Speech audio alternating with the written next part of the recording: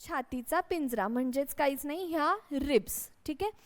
ह्यामध्ये क्वेश्चन काय येईल की छातीमधील पिंजऱ्यासारखी रचना असणाऱ्या भागाला छातीचा पिंजरा म्हणतात. ठीक आहे, पण छातीत एक उभं चपट हाड असतं, त्याला उरोस्थी असं म्हणतात. हे जे हाड आहे ना, हे एवढं, याला आपण उरोस्थी असं म्हणतो. त्यालाच इंग्लिशमध्ये स्टेर्नम असं म्हणतो आपण. जर तुम्हाला उरोस्थी नाही आलं आणि हे ऑप्शन आलं तर कन्फ्यूज होऊन जाऊ नका. हे जे आहे आपलं हाड, हे एक लंब असतं आणि चपट असं असतं, याला आपण उरोस्थी किंवा स्टर्नम म्हणतो. ठीक आहे. आता हे जे तुम्हाला राईटला आणि लेफ्टला ह्या ज्या रिब्स दिसत आहेत, ज्यांनी आपला हा पिंजरा बनलेला आहे, हे इकडून 12 आहेत आणि इकडून 12 आहेत.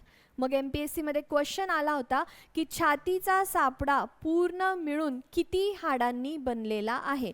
ऑप्शन होतं 20, 24, 25, 23. आणि सगळ्यांना जे अभ्यासू मुलं आहेत ऑब्व्हियसली त्यांना माहीत होतं की 12, 12, 24 उत्तर ते देऊन आले, पण ते चुकीचं आहे. हे एक हाड सुटलं ना आपलं.